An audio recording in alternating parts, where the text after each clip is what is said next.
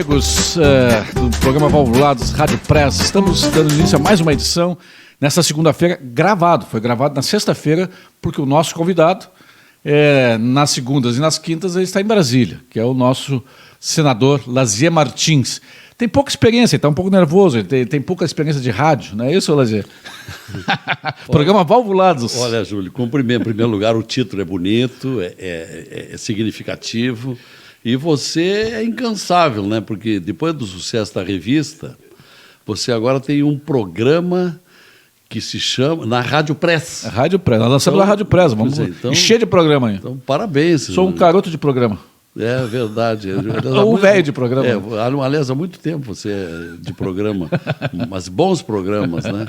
Então, cumprimentos. 50 anos de latinha, não sente saudade da latinha diária, assim, ou a latinha do Senado aplaca um pouquinho? 53. 53. E sem contar o meu início, porque com 16 anos eu entrei na Rádio Montenegro.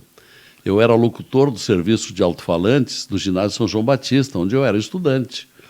Ginásio Marista, em Montenegro. Nós tínhamos o campeonato Ideal, da revista Ideal, às quartas e sábados. Então, às quartas de manhã, a partir de 15 para as 8, eu anunciava pelo alto-falante do ginásio os jogos da tarde, primeira Série A contra a segunda Série B, como é que estava a classificação, como formavam as equipes. E aí um professor da admissão disse, escuta, eu vejo que você gosta de microfone. Você não quer ir lá para a Rádio Montenegro, criar um programa de esportes? E aí eu fui. E criei o Esportes no Ar, que era das 6h05 às 6h30. Então, esse ano eu não estou contando, porque com 17 anos eu vim para Porto Alegre e entrei na Rádio Difusora. Fui recebido pelo Armindo Rasolin. O Rasolin no tempo das capuchinhos, né? No tempo dos freiras capuchinhos. Aí, então, contemos um ano na Rádio Difusora, que foi o ano de 1960. 24 anos na Rádio Guaíba. 28 anos na Rádio Gaúcha.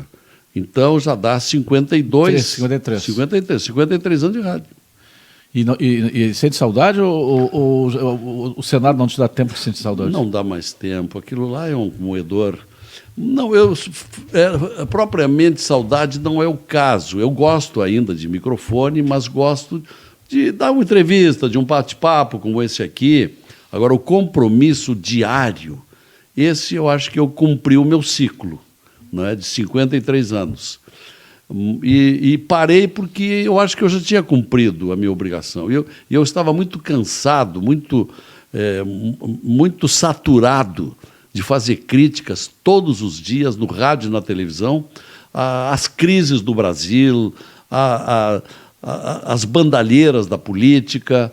E aí eu disse, bom, quer saber de uma coisa? Eu vou para o outro lado do balcão, eu vou tentar discutir, verberar contra isso lá dentro da política. E aí fui para a política, onde eu estou há 4 anos e meio. E a bandalheira, e a política, e o Senado, e o Congresso é melhor do que tu imaginava ou pior do que tu imaginava? Ou seja, as tuas críticas eram infundadas ou eram leves até perto do que tu percebes? Elas são agora compreendidas, porque a gente mergulhando nos bastidores é que a gente se assusta e se torna indignado com aquilo que percebe. Eu entrei no Senado e, de repente, eu me dei conta, mas isso aqui é horrível, o que eu vim fazer aqui? Porque o Senado tinha donos. Tem donos ainda? Não, bem menos agora, mas na época tinha 5 personagens que ocupavam os postos chaves. Era presidente do Senado, vice-presidente do Senado, presidente da Comissão de Constituição e Justiça.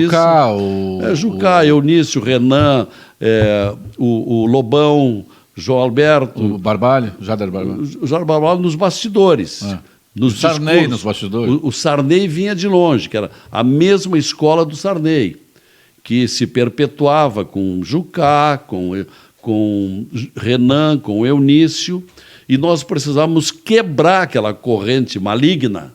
Foi quando resolvemos adotar a candidatura Davi Alcolumbre, mesmo tendo que desistir de outras candidaturas mais poderosas, como o Álvaro Dias e a Simone Tebet. Num primeiro momento, eu queria eleger a Simone Tebet, que provavelmente será a próxima presidente do Senado, provavelmente. Por que não, Lazer Martins? Não sei, eu não sei se eu teria vice-presidente? Não, sim, sou vice-presidente, mas não teria que conquistar muitos votos nesse 1 ano e meio que falta. Então, concorrer só por concorrer, não sei, mas não é de descartar.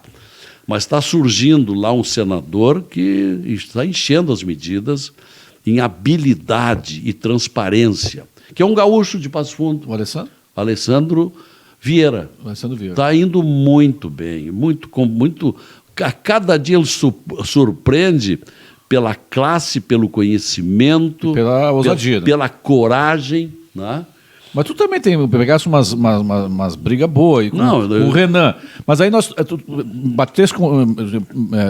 desse um embate com o Renan, venceu-se a batalha, mas parece que não se ganhou a guerra, porque o Alcolumbre parece um Renan mais gordo só. Bom, por partes. Anteontem tivemos um outro pega com o Renan. Quem assiste a TV Senado viu o que aconteceu. Porque o Renan é uma raposa, ele é só superado pelo Jucá, esse é imbatível. Mas e que agora aparece lá de vez em quando. O Renan, que senta ali na segunda bancada, na primeira bancada, ele é do estado de Alagoas, como as bancadas são pelo critério de ordem alfabética por estados, ele senta lá na frente. O Rio Grande do Sul fica lá mais para trás. Bom, aí ele inventa de ir para o microfone e ironizar. Me surpreende, senhor presidente, que agora não se fala mais em voto aberto. Porque antes falavam, conspiraram contra a minha candidatura, fizeram de tudo. Aquilo ali inflamou o nosso grupo, que está nascendo aí com um certo silêncio de momento, mas que vai se tornar num grande alarde daqui para diante, que é o grupo denominado Muda Senado, Muda Brasil. Bom, aí o Alessandro se inflamou, foi para o microfone de plenário ali e fez um discurso com muita classe, muita educação, mas muito forte, rebateu o que o Renan tinha dito. Não, nós continuamos lutando pelo voto aberto, sim, nós queremos voto aberto, se possível, para tudo. E aí foi sucedido pelo Eduardo Girão, lá de Fortaleza, que foi presidente de Fortaleza, botou o Fortaleza, tirou da segunda divisão, botou na primeira divisão. E é um excelente... Ia ficar mais rico ainda com a venda do Everton, porque ele tem um pedaço do Everton. Tem 9%. Mas um homem rico, um homem rico, muito religioso, muito religioso. As nossas reuniões sempre são precedidas de uma oração que ele lidera quando a gente se reúne com o grupo Muda Senado. Bom, aí eu disse, não, porque tem o projeto de resolução do senador Lazier, está ali, 11/2018, e não anda, e por isso senhor presidente tem que colocar em votação, etc. E contestou o Renan também com muita educação. Aí, logo a seguir, veio o Randolph Rodrigues. Só que o Randolph é diferente, o Randolph atacou o Renan. E aí o Renan, você não me ataque porque você tem a sua barra suja também. Não, não é verdade. Aí se firmou uma discussão feroz entre os dois. O Davi apertou a campainha e não tirou o dedo da campainha, aquela barulheira, aquela gritaria. Aí quando acalmou, eu pedi a palavra também. Disse, olha, presidente, ninguém aqui nessa casa batalhou mais pelo voto aberto. E o meu projeto de resolução, de fato... Vossa Excelência tinha prometido colocar na pauta no início do ano e até agora estamos esperando. Nós queremos... E aí o Renan levou aquela lambada, porque foram 4 depoimentos contra ele, aí ele se retirou devagarzinho e foi embora. Bom, mas de fato lá atrás eu tive uma participação muito intensa, porque eu achava uma tragédia se ele fosse reeleito presidente do Senado. Porque é a velha política, é a política do toma lá da cá, da influência dos lobistas, que dominaram muito, né? De repente, eles que queriam um benefício, os lobistas estão sempre prontos lá dentro, chegaram e disseram, olha, eu tenho um projeto aqui que me interessa para a minha empresa, se vocês votarem isso aí, que vai me aliviar um pouco os tributos, eu te dou tanto. E eles davam prioridade para aquela emenda, para aquele projeto, não é?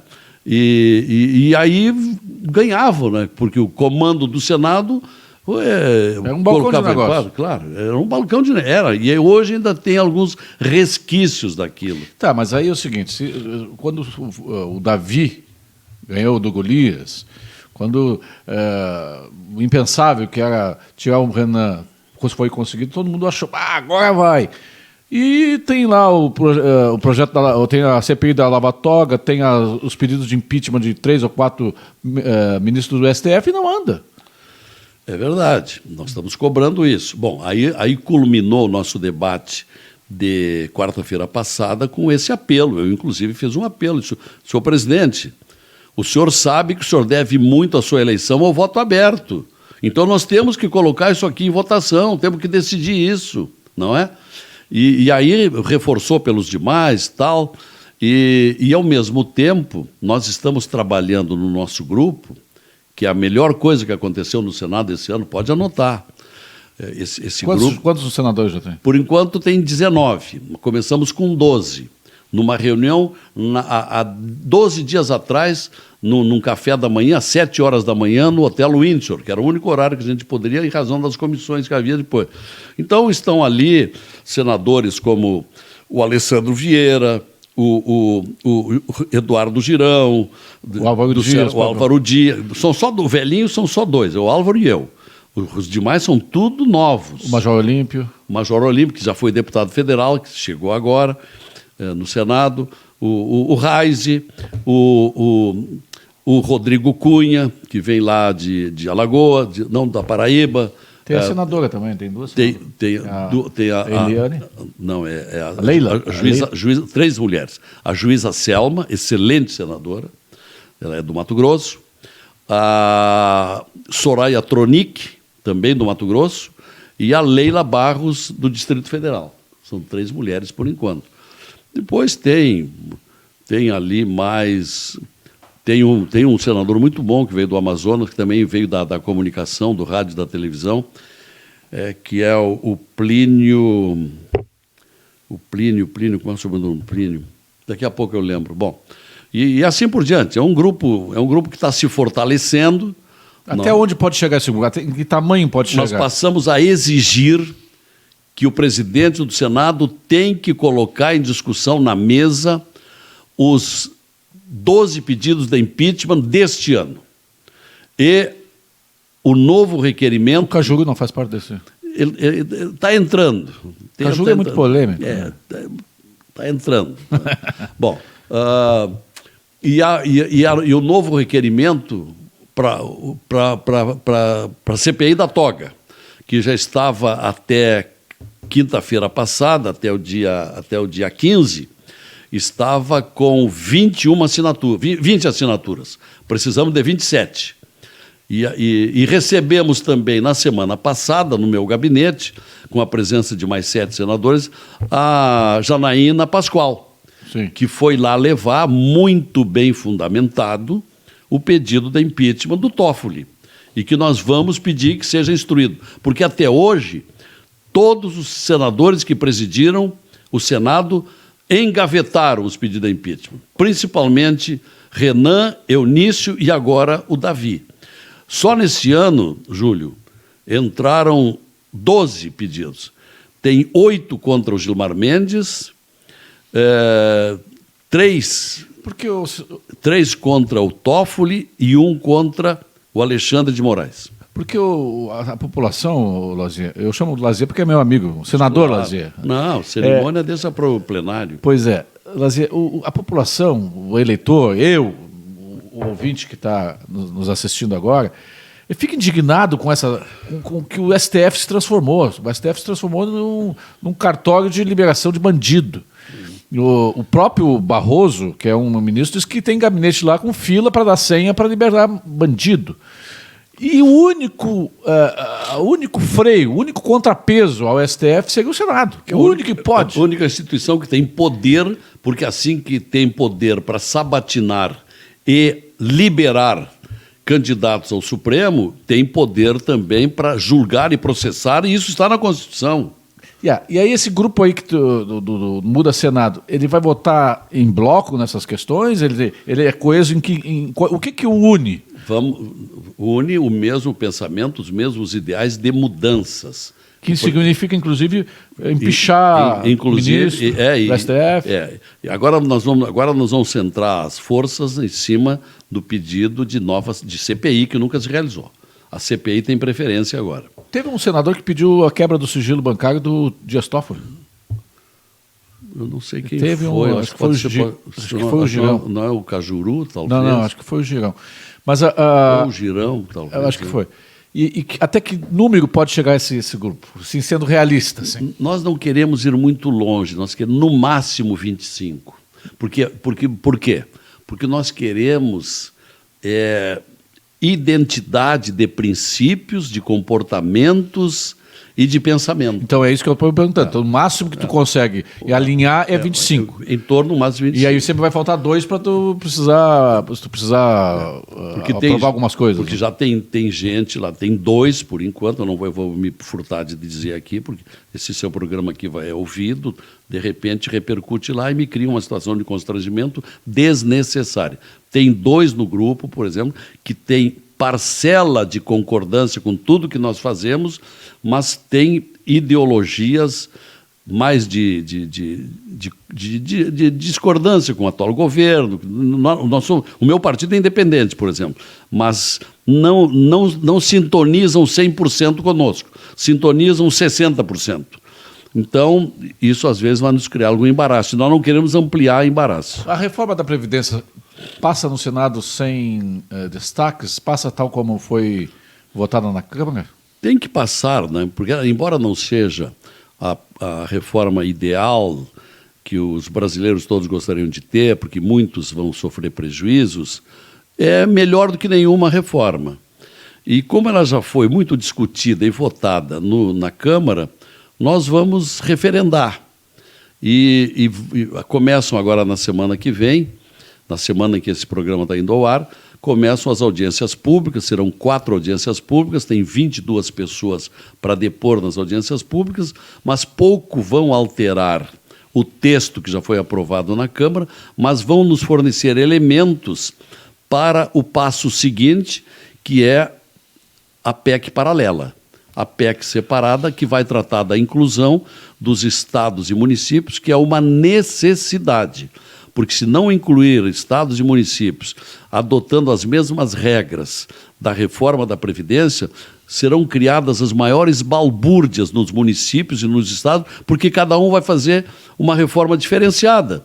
Então, de repente, Júlio é um funcionário público, por exemplo, do município de Passo Fundo, trabalha lá 5 anos, aí se muda para o município de São Leopoldo, aí tem outro plano de aposentadoria.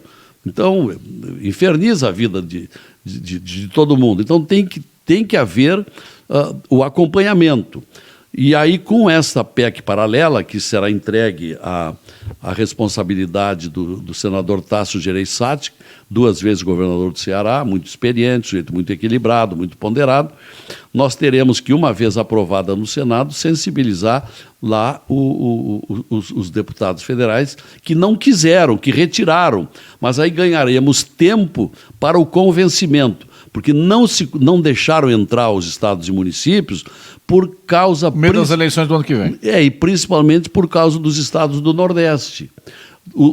Dos 9 estados do Nordeste, Júlio, 7 estados têm governadores eleitos que são de ferrenha oposição ao governo atual. Então, sou da doutrina, quanto pior, melhor. E aí os seus... Mesmo que eles afundem, né? É claro. Aí os seus deputados votaram contra, não deixaram, por 2 razões. Razão eleitoral, pelo pleito do ano que vem, para os municípios, e também por uma questão ideológica de combate para não deixar prosperar o atual governo com essa reforma. E o sistema de capitalização pode entrar? Acho muito difícil. Eu, particularmente, sempre achei que era uma solução, porque... Porque o sistema atual é uma pirâmide, né? Porque pela capitalização nós poderíamos fazer o seguinte: quem ganha até os 5 salários mínimos, por exemplo, vai pelo sistema atual da repartição. O patrão contribui com a parcela, o empregado com o outro, e depois de uns 5 salários mínimos, quem ganha bem ou ganha melhor faz a sua própria poupança preparatória para a aposentadoria. Aí você que ganha, por exemplo, 30 salários mínimos, você vai fazer o seu depósito. E o governo daria garantia de juros, de correções e de pagamento para quando você chegar à velhice e precisar. Mas isso não passa? Mas isso não passou até agora e acho, lamentavelmente, difícil que passe. Duvido que alguém vá embutir dentro dessa PEC paralela. E as outras reformas? Tem a reforma tributária aí, o próprio governo disse que vai mandar também um projeto de reforma, tem a proposta que já está circulando na Câmara. Agora saiu a MP da Liberdade Econômica, passou que é boa. Na Câmara, vai para o Senado. O que ainda pode, este ano, fechar o ano já resolvido? Olha, Júlio, tem um fato novo aí que ninguém divulgou até agora, que é o Pacto Federativo. Isso é muito bom. Mas antes de falar no Pacto Federativo, sobre a reforma tributária, porque nós estamos vivendo um momento de extraordinária ebulição política. Coisas boas e coisas ruins. O Supremo Tribunal Federal, profundamente discutido por suas irregularidades, desvios, prepotências, descumprimento da Constituição, tudo aquilo que se sabe. Legislando. O Executivo, com as suas recaídas, faz uma coisa boa aqui, daqui a pouco diz uma tolice, cada semana se espera... Bom, qual vai ser o despropósito dessa semana do presidente? O legislativo confuso.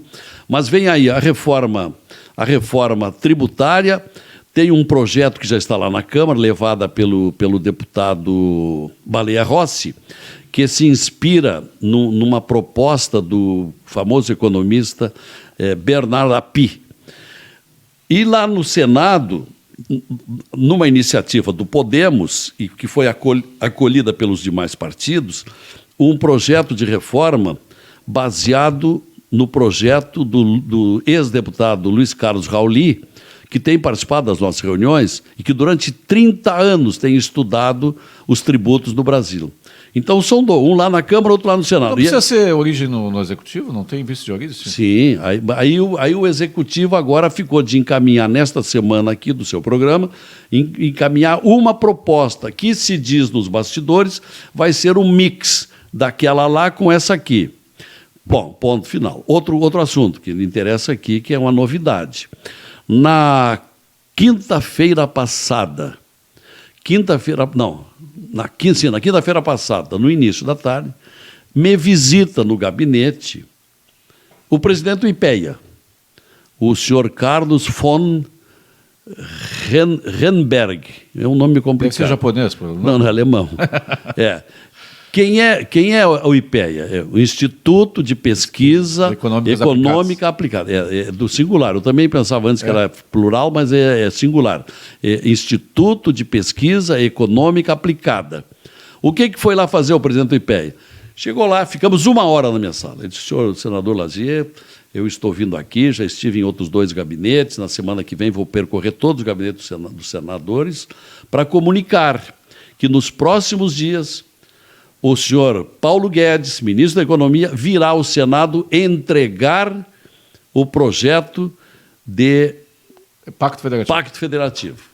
Que significa o quê? E o Pacto Federativo, se for levado a sério... Que foi a base da tua campanha. Também, claro, sempre disse que nós íamos lutar por isso. Será uma revolução nos costumes da política brasileira. Em primeiro lugar, vai afetar o sistema de incentivos fiscais, por exemplo, de regimes fiscais, de isenções, guerra fiscal, de desonerações, prevê tudo isso. Vai prevenir a distribuição das verbas para os estados, onde atualmente nós temos verdadeiras aberrações. Sim, aquela história de que no Rio Grande do Sul manda tanto, traz tanto, blá, blá, blá. Você lembra disso? Na minha campanha você me ajudou muito nesse particular. Isto é, o Rio Grande do Sul contribui com uma alta soma de tributos entregues ao governo central e recebe devolução um pouquinho mais do que a metade. Então é uma injustiça. E estados que estão prosperando atualmente, Bahia, Ceará, recebem mais do que contribuem. Mais que o dobro. Então, Então, todas essas coisas estarão no Pacto Federativo, porque o Pacto Federativo hoje, que tanto se fala há 30 anos, desde que surgiu a nova Constituição há 31 anos, tem se dito que nós temos um pacto, não é pacto federal, é uma ficção, porque diz a Constituição brasileira, o Brasil é uma república federativa integrada por estados com autonomia administrativa. Isso é que é ficção, porque os estados e os municípios não têm autonomia administrativa porque não têm dinheiro. Sim, os impostos são... Depende do que vem lá de cima. Então, a União tem 66%, os estados têm 22%, os municípios têm 11% e vivem de pires na mão lá nos gabinetes pedindo emenda parlamentar para socorrer as suas carências mais urgentes. Então, o Pacto Federativo é muito abrangente, é uma encruzilhada, se ele for encarado com seriedade. Aí perguntei para o presidente do IPE, mas o senhor acredita que este ano se resolve? Ele falou, é muito difícil. Ele vem aqui nos próximos dias, vai entrar aqui no protocolo do Senado. O Senado vai ter a prioridade de discutir primeiro que a Câmara, porque esse é um prejuízo que nós temos há muito tempo.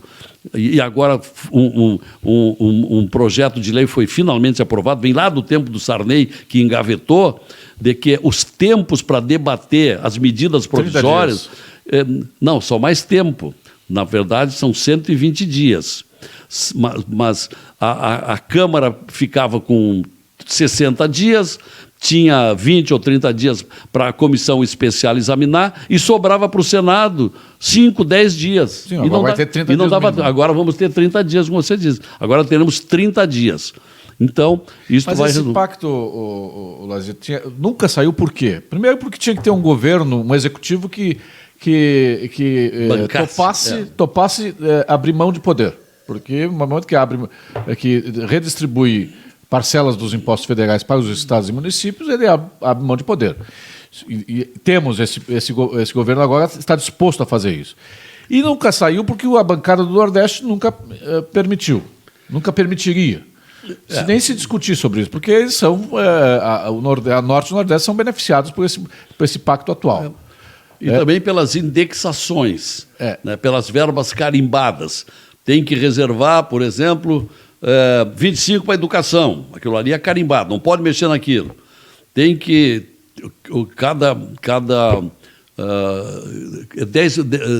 quanto é para a saúde mesmo, que agora eu não me lembro? 15%. 15% na federal, 15% na federal, 15% no estadual e 12% no... Não, 15% no município. 15% no município, 15% no município, 12% no estado e 15% no federal. E aí vivem asfixiados. Que, como a União não manda a sua parcela, tem municípios aqui no Rio Grande do Sul que estão contribuindo para a saúde do município com 20% a 30%. Então, isso o Pacto Federativo deverá disciplinar também. E não acontecia antes porque ninguém abria mão dos seus benefícios. Principalmente a União não abria mão do que tinha, que achava muito bom concentrar todos os recursos e fazer todo mundo ir lá de piga. Claro, exatamente. Então, isso aí... Aí eu perguntei para ele, mas me deixe ver aqui uma minuta. Não, o senhor vai me perdoar, entendemos. É que eu não posso antecipar o que o ministro vai trazer. Ele é que vai revelar os detalhes de como será o Pacto Federativo para discussão aqui no Senado Federal. Então nós vamos aguardar para os próximos dias para ver o que contém, mas eu pretendo ir fundo, trabalhar bastante, participar bastante dessa discussão, porque acho que uma das soluções para o Brasil é termos um pacto federativo justo, rigoroso, que discipline a vida nacional. Então nós podemos fechar o ano com a reforma da Previdência, a lei da liberdade econômica, a reforma tributária e daqui a pouco até o pacto federativo. Eu acho que a reforma da Previdência sai agora em seguida, até o fim de setembro sai. Acho que a reforma tributária vai ser mais discutida, porque ninguém vai querer abrir mão dos seus impostos. O que vai acontecer vai ser uma unificação de vários impostos num só. Mas não tem que ser votado num exercício para ler no outro? Não, sim, mas aí se transfere para o ano que vem para vigorar no outro ano. Pois é. Aí perdemos um ano. Mas é muito difícil que termine agora. Eu tenho sérias dúvidas que vai dar. E a grande reforma, a mãe de todas as reformas, que é a reforma política. Essa não acontece. Não acontece. Essa não acontece. É só na urna. Eles não abrem mão. Ninguém quer arriscar a perder o mandato, né? É incrível. Quando houve a mini-reforma com a presidência do Jucá, onde ninguém disse isso até hoje, mas a mini-reforma que foi feita, essa que alijou as contribuições das empresas, tudo isso saiu da cabeça do Jucá, não é? Os prazos curtíssimos para a rádio e televisão, não é? Para quê? Para que ninguém tivesse oportunidade de levar gente nova para lá. Então manteria sempre os mesmos. E como os partidos tinham aquela bandalheira das verbas da Petrobras, que eram verbas sujas, mas guardadas lá para as campanhas. Propina, né? Propina aquela. Então, aquela mini-reforma foi extremamente, para dizer pouco, foi discutível. Mas tem uma outra pornografia aprovada pelo Congresso, que foi o aumento do fundo eleitoral, partidário para 4 bilhões. Eu me lembro que o senador me falou comigo outro dia, uns meses atrás, dizendo assim, eu estou lá como vice-presidente da Câmara, eu estou detido, estou sobre os gastos do Senado, tem lá 500 milhões que a gente pode diminuir e tal.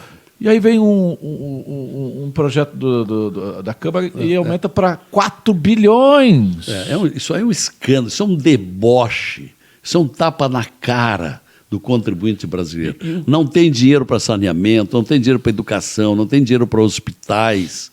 Aí vão aumentar e vão tirar de emendas parlamentares que ajudam os municípios para campanhas eleitorais.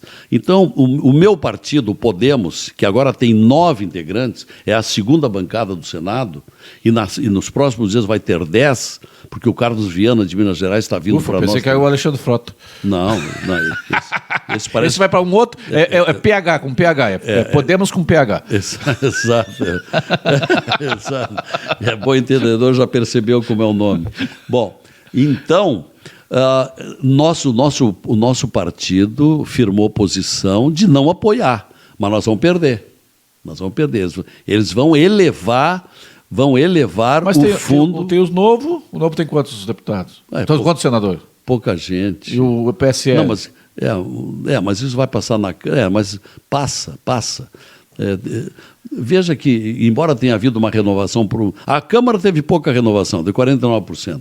O Senado teve 85%, porque das 54 cadeiras postas em disputa, 46 foram renovadas. Isso é histórico. Não tem deputado demais? Isso não é uma... Tem. Tem o projeto do Álvaro Dias. O Álvaro Dias propõe redução de 1/3 nos deputados federais e os senadores diminuir de 3 para 2 por estado. Só que ninguém vota, não colocam isso em pauta nunca. Nunca. Pois é. Então é por isso que essa reforma política é muito difícil, porque nós temos resquícios ainda dos vícios, e não só resquícios, temos gente identificada com os vícios da política, do toma lá, tá cá, do benefício pessoal, não é? Do loteamento dos cargos. A democracia dá muito trabalho, não? Para se atingir a democracia, muito trabalho, não é? Porque atualmente, agora acharam um nome muito engraçado aí para o Bolsonaro, né? É uma cococracia. Cococracia.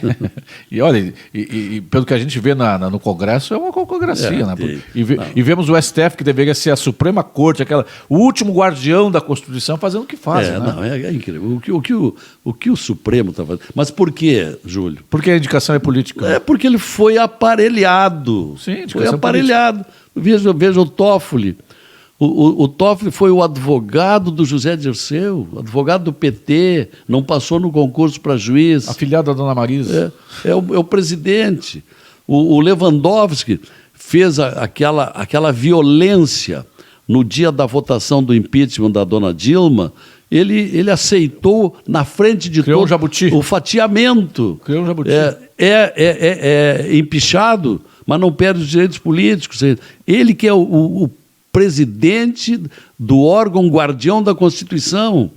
Né? E agora o Toffoli estabelece aí um inquérito que não é atribuição de judiciário, é atribuição de Ministério Público, ele não consulta ninguém. Ele investiga, ele exatamente, faz tudo. Ele inquire, ele processa e julga. E aí manda o Alexandre Moraes, que o Alexandre Moraes tem que cumprir. É um tribunal de exceção. É um horror, né? Pois é, mas e essa indignação, como é que o presidente do Senado não tem sangue nas veias ou ele tem o rabo preso? É o que nós... Não, me disseram agora há pouco que foram arquivados aqui, mas na surdina até agora ninguém publicou. Né? Foram arquivados aqueles 2 processos que teria contra ele por Caixa 2 lá no Amapá. Eu fiz campanha para o Davi. Eu ainda tenho esperança de que ele se conscientize dos compromissos que assumiu com todos e particularmente conosco, que fizemos a campanha para ele. Eu fiz campanha intensa. Quando eu vi que nós não ganharíamos nem com o Álvaro, nem com a Simone, eu fiz campanha. Olha, fizemos uma reunião lá no gabinete do Roberto Rocha, que é um belo senador lá do Pará, e nos reunimos todos, lá éramos 15 ou 20. Olha, vamos convencer os candidatos a retirarem. Deixar só o Davi para que não se corra o risco. Mesmo assim, o Espiridião Amin manteve a candidatura dele. Mas o Álvaro desistiu, a Simone desistiu, o Ângelo Coronel lá do Ceará desistiu, do Ceará não, da Bahia, desistiu, e aí ficou só o Espiridião. Só o Davi e o Espiridião, e com a bênção do Onix. Ah. Porque o Onix me chamou e eu disse, escuta, Onix, mas você conhece e tal?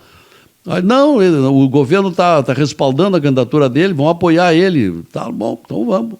Apoiamos, elegemos e até agora ele não conseguiu fazer o que tinha prometido, mas esperamos que ainda faça, que são mudanças. E o pacote anticrime, hein? Há 60 mil assassinatos no Brasil, esses nos primeiros 7 meses, só por ter apertado um pouco o crime organizado no Brasil, já baixou 24% o número de assassinatos no Brasil. Mas não tem prioridade, nem no Senado. O Senado ia discutir antes, mas aí não sei se não discutiu, ficou lá com a Câmara criou uma comissão especial lá só com os inimigos do Moro. O problema é que são os grupos para não deixar fazer.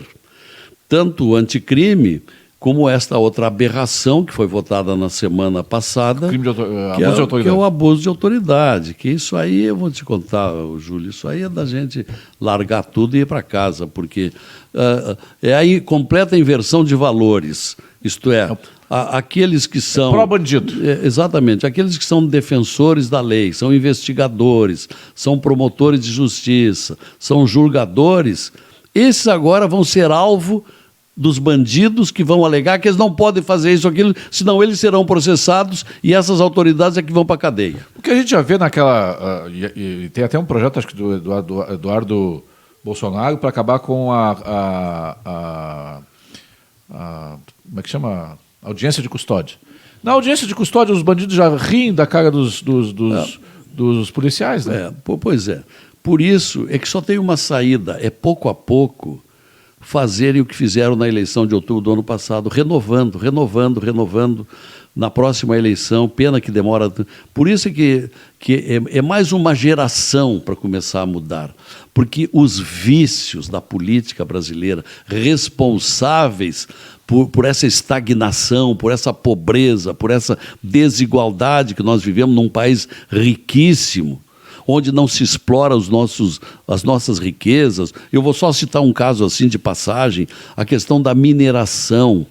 É alarmante, Júlio, o quanto nós temos de metais e minérios que resolvem a pobreza do Brasil, um subsolo riquíssimo, mas é o que o presidente está falando, né? Que nenhum país tem, mas que clandestinamente são desviados. Você sabia? 70% do ouro extraído no Pará e no Mato Grosso saem do Brasil clandestinamente. Mas é isso que o presidente Bolsonaro tem dito, que olha o que o Japão não tem e o que eles são, e olha o que nós temos e não somos. Mas não conseguem coibir, não conseguem.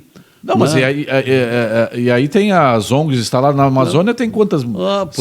Milhares de ONGs, né? Exatamente, riquezas infindáveis que resolveriam todos os nossos problemas. Então é por isso que eu digo, nós precisamos de muito tempo. E as ruas? Agora, dia 25, está marcada a nova manifestação. E essa é uma manifestação quase que exclusiva contra o Supremo. Contra o Supremo, Contra o Supremo, Isso não repercute lá na... Não tem eco no... Repercute, mas os que estão lá dentro são muito fortes. Refratários. E são adversários desses movimentos de rua. Não é? Eu tenho uma proposta lá que engavetaram, que é a CPI requerida por emenda popular, por proposta popular. Isto é, a população, tendo 1.700.000 pessoas, podem propor uma lei, né? Propor uma PEC, uma emenda. Mas, sim, mas aí, mas não deixa andar. Mas mesmo que passe, aí o presidente do Senado senta em cima e não. Exatamente. Exatamente. Então, tu tinhas um projeto de resolução também que tirava o poder discricionário do presidente do Senado e passava para um colegiado. Sim, que é a mesa do Senado. A mesa do Senado é composta de. É projeto de resolução ou é projeto de lei? É um projeto de resolução. Então, é só a mesa. Porque diz respeito a uma regra interna, que é o que define o projeto de resolução. Quem vota no projeto de resolução são todos os senadores? Ou só a mesa? A mesa e depois da mesa, o plenário do Senado. Então, nós temos uma mesa composta de 8 pessoas. Um presidente, 2 vice-presidentes são 7, e mais 4 secretários. Eu sou o segundo vice-presidente do Senado. O Anastasia é o primeiro vice-presidente, o senador de Minas. O Davi é o presidente do Senado.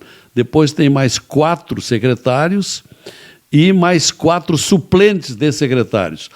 Sabe quantas vezes o presidente do Senado reuniu a mesa do Senado este ano? Nenhuma.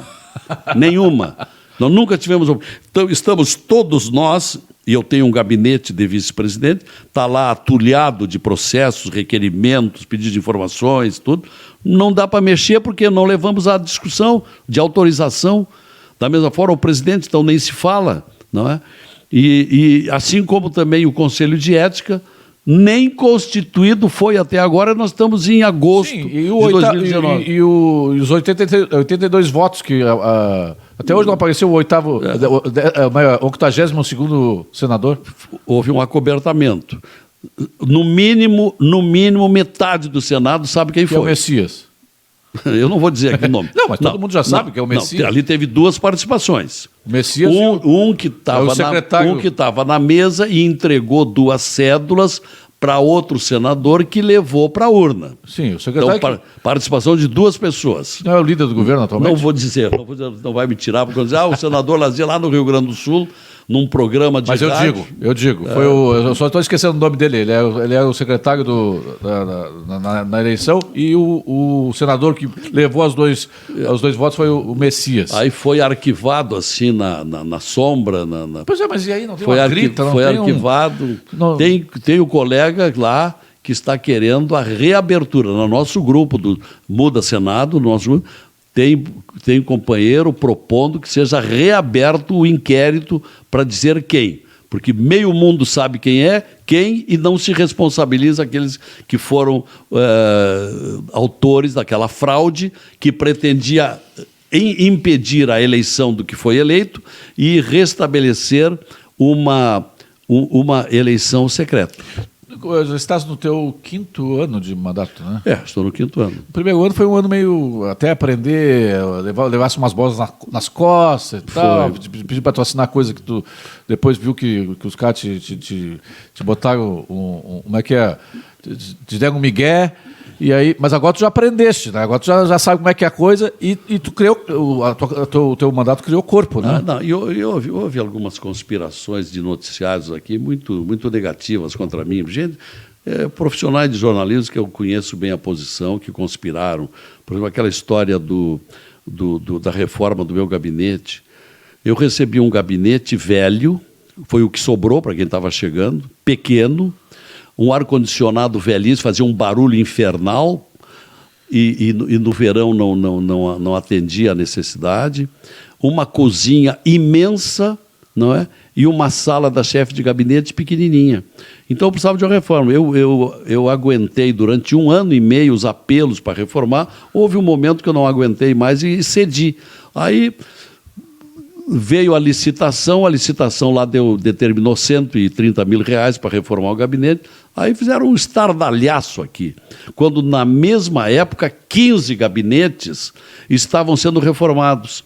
E um apartamento lá no prédio funcional, onde moram os senadores, onde eu moro num prédio de 31 senadores que moram lá. Uma senadora, hoje governadora do Rio Grande do Norte, fez uma reforma do apartamento dela que custou R$400 mil. E ninguém fala nada. E a que eu fiz, que era até uma desonra para um representante do Rio Grande do Sul ter um gabinete daqueles, só conspiraram para o aspecto negativo. E houve aquele episódio da assinatura de um requerimento, que era autoria do Jucá, onde eu estava na primeira fila, pronto para fazer uma pergunta para o ministro que estava sendo interrogado numa audiência pública. Chega a moça na minha frente com o requerimento, quando, por cortesia de todos os senadores, é normal a gente assinar para fim de tramitação, mas depois, no debate, a gente não confirma. Eu peguei aquele requerimento, olhei ali o nome de gente boa, vários senadores com os quais eu tenho muita afinidade, tinha ali 21 assinaturas, olhei e taquei a minha assinatura junto. Caiu o mundo em cima de mim, porque era um projeto do Jucá. Então, teve coisas assim, não é? E, por outro lado, eu representava o meu partido, na época o PSD, que eu tive que sair por discordâncias profundas. Tinha gente naquele partido que queriam reeleger o Renan. E eu, com mandado de segurança lá no Supremo, para que fosse feito o voto aberto. Então, eu tinha adversários dentro do próprio partido, não tinha nada que fazer mais lá. Bom, Aí então eu representava o líder, que era o Omar Aziz, do Amazonas, que estava em campanha para governador lá no Amazonas, e eu era o vice-líder, eu ia para as reuniões do Colégio de Líderes, que agora nós estamos querendo consolidar, porque formalmente não existe o Colégio de Líderes. Quem manda na pauta é o presidente do Senado. Ele disciplina, ele escala para o plenário a pauta que ele quer, sem qualquer concordância dos demais participantes. O nosso Colégio de Líderes quer que seja discutida a pauta entre todos. Bom, mas naquele tempo eu tentava defender de um ou outro projeto, eles eram simplesmente desprezados, engavetados. Por quê? Por quem dominava o Senado. Te achaste dentro do Podemos agora? Sim, eu estou gostando muito, a começar pelo presidente, pelo nosso líder, que é o Álvaro Dias, uma pessoa transparente, inatacável, tem uma vida política de 32 anos, sem nenhuma mácula, foi governador do Paraná, foi na eleição em que ele foi eleito senador, foi o senador percentualmente de maior votação no país, com 71% dos votos do Estado, e é o nosso líder. E tem uma presidente do partido, que é a Renata Abreu, lá de São Paulo, que é uma pessoa também muito correta. E as pessoas que nós estamos trazendo para o Podemos são todas pessoas que têm uma mesma conduta, uma mesma linha. Então eu estou me sentindo bem. E o Podemos aqui no Rio Grande do Sul? Vai ter candidato a prefeito, por exemplo? Nós estamos tentando descobrir um candidato. Não é fácil, né? Vai ser uma eleição muito concorrida. Nós estamos montando o partido aqui, temos umas 2 ou 3 pessoas que estão encarregadas disso. Houve um certo desleixo com o partido nesses últimos anos, 7 anos sem prestação de contas, né? Então, estamos fazendo a limpeza para poder assentar o partido, o que pretendemos consolidar até meados do mês que vem, do mês de setembro, se Deus quiser, já teremos uma sede, teremos uma secretária, teremos um tesoureiro, teremos um advogado que já vem trabalhando, etc. E já temos vários interessados no interior do Estado, temos um possível candidato em Caxias do Sul, com boas credenciais, um possível candidato em Bento Gonçalves, e pretendemos, enfim, temos um bom candidato em Rio Grande, com grande chance. Essa eleição do ano que vem, a eleição para prefeito, me parece que ela vai estar muito conectada com os assuntos nacionais, né? Ela não vai ser uma eleição...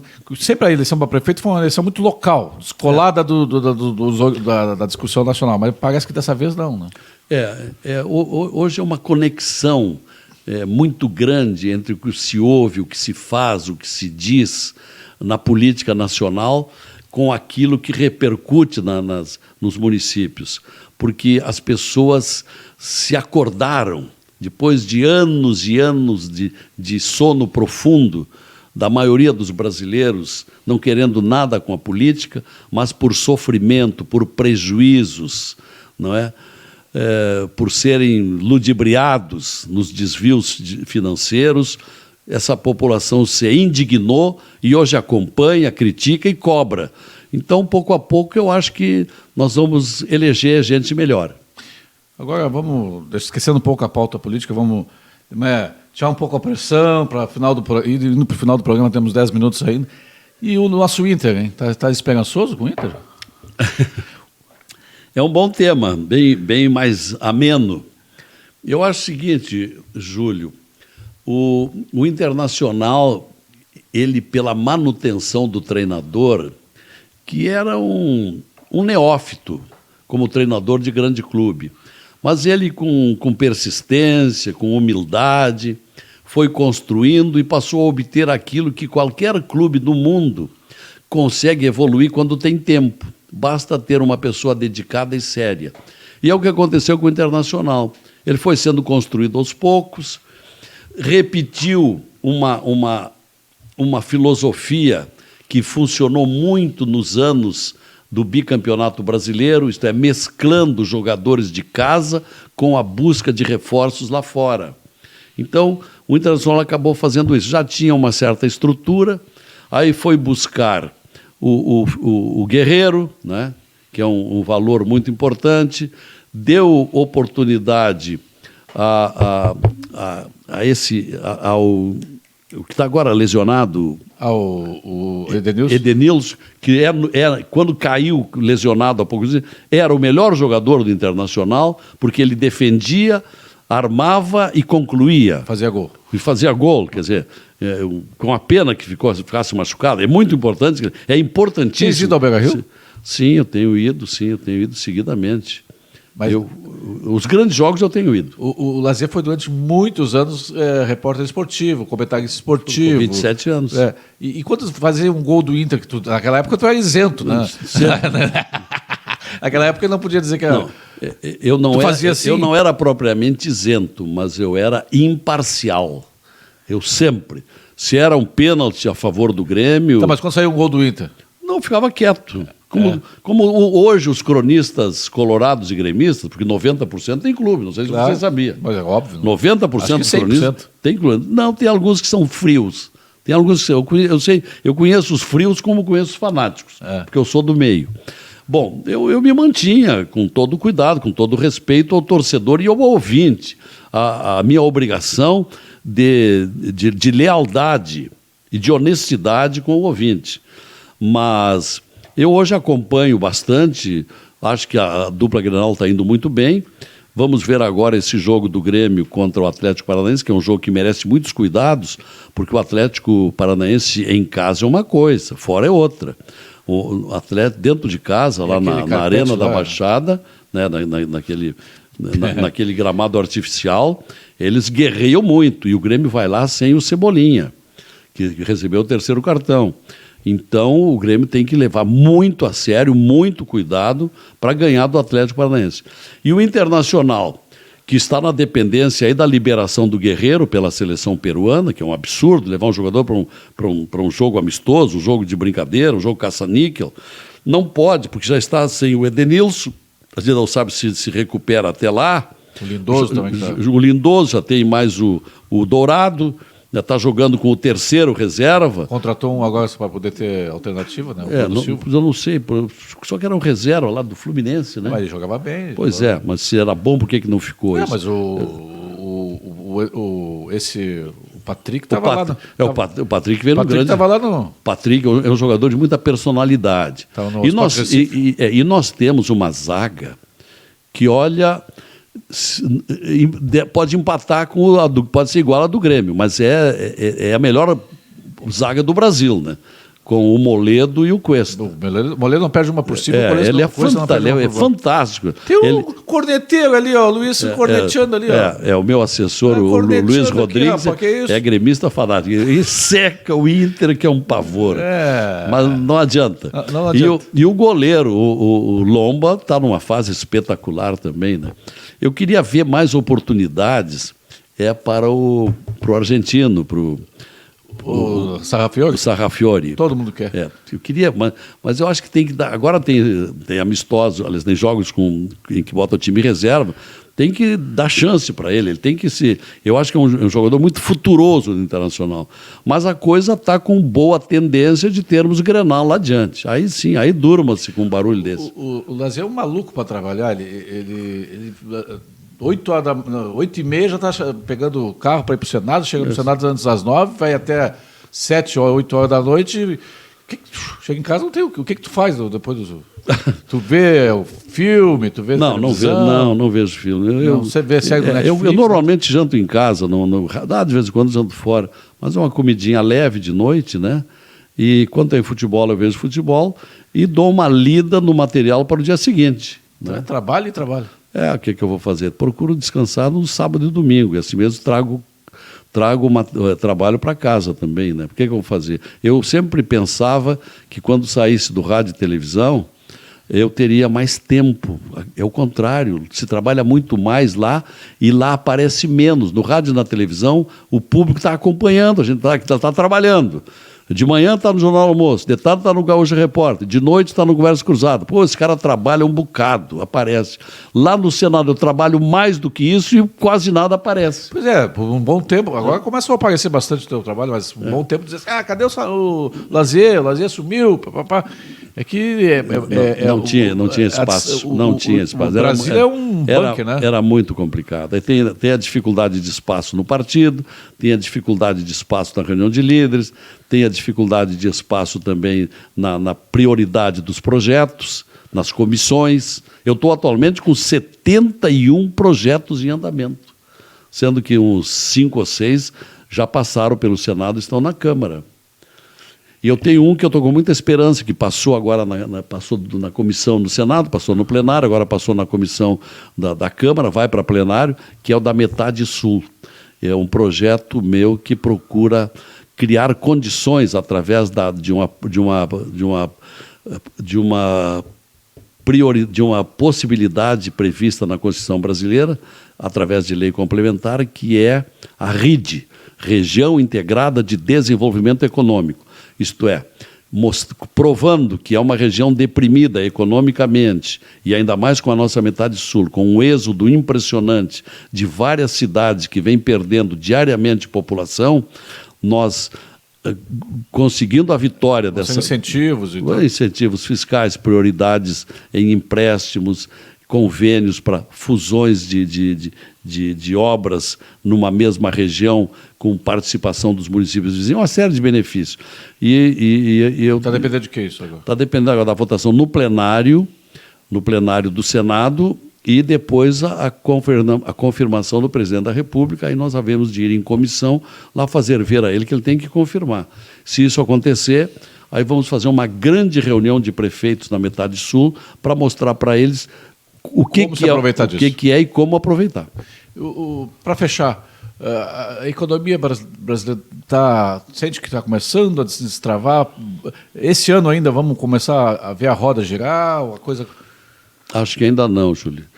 Em primeiro lugar, no estado do Rio Grande do Sul, lamentavelmente, não tem jeito. O estado do Rio Grande do Sul está numa crise jamais vista, né? Não tem de onde tirar recursos, louve-se o esforço do governador Leite, mas a situação é que agora vão vender as estatais, vai dar para arrecadar alguma coisa, pagar salários atrasados, aí daqui a pouco termina, e o acordo com o governo para adiar as prestações que o governo deve para a União, isso vai jogar lá para frente, no dia que tiver que pagar isso, não sei de onde vão tirar recurso, não é? Mas pelo menos vai dar direito de fazer empréstimo. Então, ali adiante vai dar para dar uma melhorada. Com relação à União, nós vamos terminar o ano com em torno de 150 milhões de 150 bilhões de déficit. Aí, com os cortes que o governo vem fazendo, cortou verba da educação, cortou verba da saúde, cortou verba das universidades, que estão agora com a míngua, né? Eu estou com um pedido de audiência de reitores de universidades federais para a semana que vem, onde eles vão lá dizer, olha, no mês de setembro termina todo o dinheiro, e não vão fazer o quê? Então a situação é terrível. A recessão é escancarada. Mas e quando é que vamos começar a respirar com os resultados da reforma da Previdência, da reforma tributária, liberdade econômica, tudo que está sendo... Aí é a atração de investimento, né? Com a reforma tributária, teremos chance e mais a previdenciária, poderemos atrair com investidores, tendo mais coragem de investir aqui, porque estão mais aliviados em termos de garantias de aposentadorias e tributos. Agora, se o presidente da República continuar brigando, como agora brigou com a Alemanha e a Noruega, por causa do Fundo Amazônico, e agora está brigando, não sei porquê, com a Argentina, que compra tanto os nossos produtos, só porque não vai ser eleito lá reeleito lá o Macri. Isso atrapalha o Mercosul. Se acorda o Mercosul com a Europa, atrapalha. Se volta aos quichos dela. Exato, mas são tantos impasses que a gente não sei qual é a saída. Então precisava muita habilidade política. Obrigado, senador. Doeu muito, não? Não doeu nada, né? Foi um prazer, Júlio. Obrigado, cumprimentos pelo seu programa. E que continue assim, né? Que seja prestigiado, que você é um guerreiro na comunicação do Rio Grande do Sul. Tá certo. Muito obrigado. Um abraço a todos. Meu amigo Lazier Martins, senador da República. Esse foi mais um Valvulado. Espero que tenham gostado.